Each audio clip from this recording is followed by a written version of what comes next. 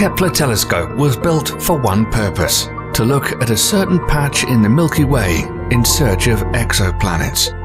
The exoplanet hunter observed over hundreds of thousands of stars and discovered thousands of exoplanets during its lifetime.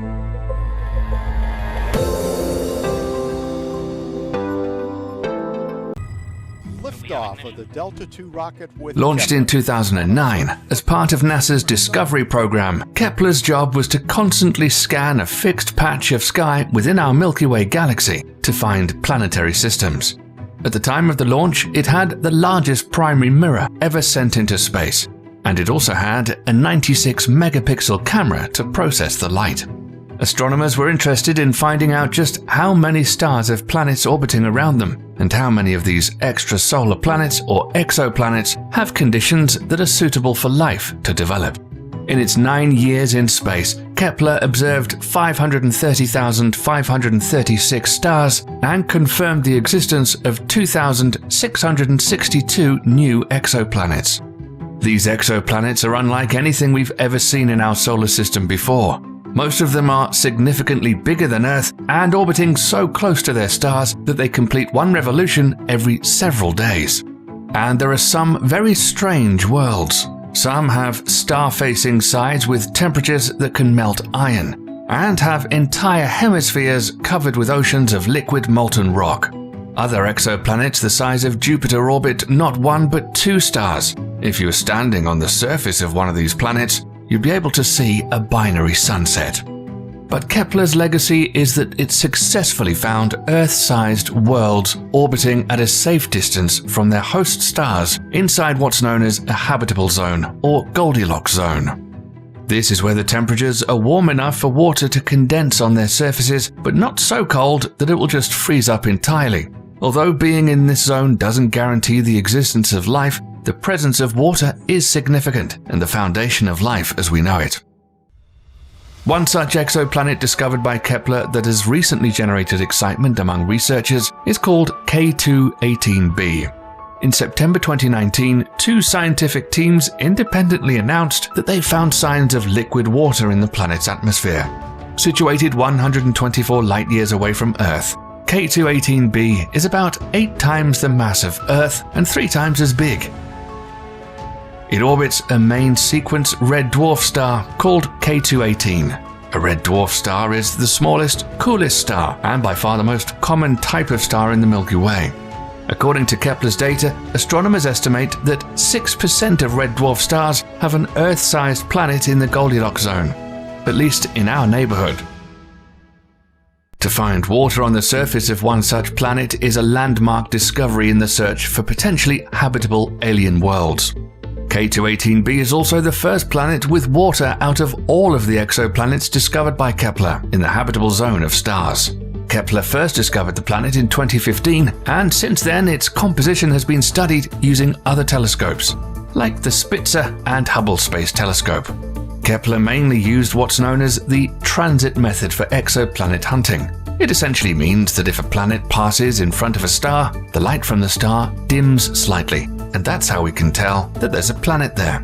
The level of dimming and how long it lasts gives us important information about the size and orbit of the planet. However, detecting the transit of an extrasolar planet is very challenging. For example, the diameter of Earth is only 1/109th of that of the Sun. So, for an outside observer of the solar system, the passage of Earth would dim the output of the Sun by only 0.008%. Kepler's cameras had to be sensitive enough to detect this minute change in the luminosity. Using the same method way back in 2014, Kepler first found a potentially habitable exoplanet. Kepler 186f ignited the imaginations of space nerds everywhere when NASA announced its discovery. Now a new study indicates the exoplanet, 500 light-years away, may also have seasons and a climate similar to our own. New research out of Georgia Tech University has analyzed the planet's spin and axial tilt and found that its tilt is stable like Earth's, which makes it likely that Kepler 186f also has regular seasons and a stable climate. Similar research on the massive Kepler database is going on in research universities all across the world. In fact, in recent years, previous Kepler findings that were rejected as potential Earth-sized exoplanets due to algorithmic error are getting rediscovered. These false positives are now slowly being reanalyzed in conjunction with data from other telescopes. One such planet is Kepler 1649c. In mid-2020, while combing through old Kepler data and matching it against new data from the Transiting Exoplanet Survey Satellite, or TESS, astronomers confirmed the existence of another exoplanet with very favorable conditions for life.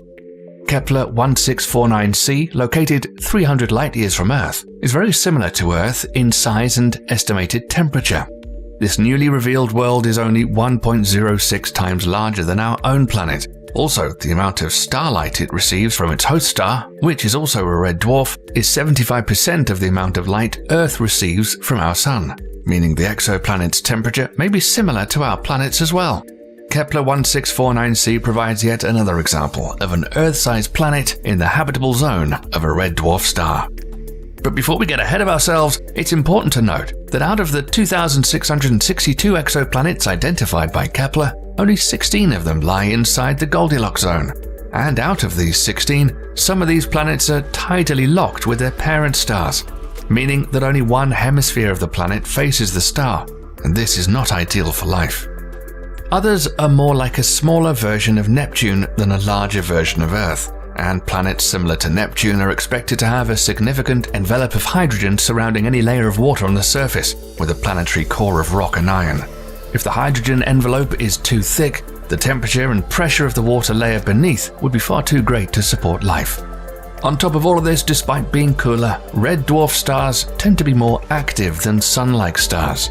Thus, the planets may be exposed to higher quantities of damaging ultraviolet radiation than what we're used to here on Earth.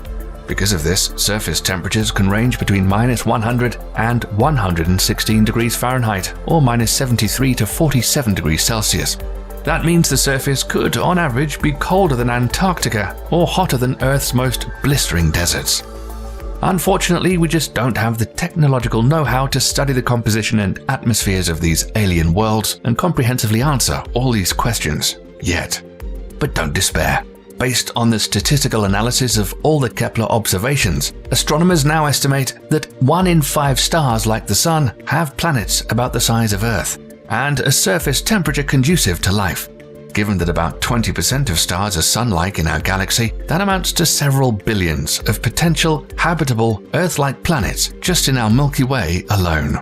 Kepler not only focused its efforts in finding potentially habitable planets, in fact the bulk of its discoveries were strange worlds not suitable for life but fascinating nonetheless, like the gas giants, planets composed mostly of gases such as hydrogen and helium with a relatively small rocky core, also known as hot Jupiters. These planets orbit extremely close to their parent stars and are abundant in Kepler's data. One such fascinating example of a gas giant is KOI 5AB. Astronomers first flagged KOI 5AB as a potential planet way back in 2009. At the time, this elusive alien world was only the second planet ever found by Kepler. It slipped through the cracks a decade ago, firstly due to the enormous amount of data that Kepler generated, and secondly because astronomers noticed that the main KOI 5A star had another companion star, making analysis very difficult for them. Indeed, the KOI 5 system was even more complicated than researchers realized at the time. By 2014, scientists had determined that the KOI 5 system actually harbors 3 stars, and it still wasn't clear if the planet KOI 5AB actually existed, or if the 2009 signal was generated by one of the companion stars. But thanks to additional data from the TESS satellite, scientists were able to confirm the existence of KOI 5AB. Planetary bodies on stable orbits in a multi-star system is quite a rare find, and the discovery of KOI 5AB is expected to add a lot to our understanding of planetary formation. Other exoplanet types identified by Kepler include super-Earths. They're more massive than Earth, yet lighter than ice giants like Neptune and Uranus, and can be made of gas, rock, or a combination of both. Lava planets are super-dense, larger-than-Earth worlds in close, hot orbits around their parent stars. Some of them, known as Chthonian planets, are likely the remnant cores of evaporated hot Jupiters. And finally, Trojan planets, planets of various size found in strange locations, and sometimes even as companions to larger planets, though none have been certainly identified yet. Kepler was finally retired on the 30th of October 2018 as it ran out of fuel. The telescope was deactivated with a good night command sent from Mission Control the next month. Coincidentally, Kepler's retirement fell on the 338th anniversary of Johann Kepler's death, after whom it's named. Although not operational anymore, these incredible discoveries predict a near future in which astronomers will use new and advanced telescopes on the ground and in space to more deeply understand Kepler's numerous finds. One such telescope is already slated to go up into space in 2021. The James Webb Telescope will take a much closer look at some of these Kepler objects of interest and hopefully will bring us closer to answering the question, are we alone in the universe? What do you think? Will astronomers find many more strange worlds buried inside Kepler's data? Let us know in the comments section below.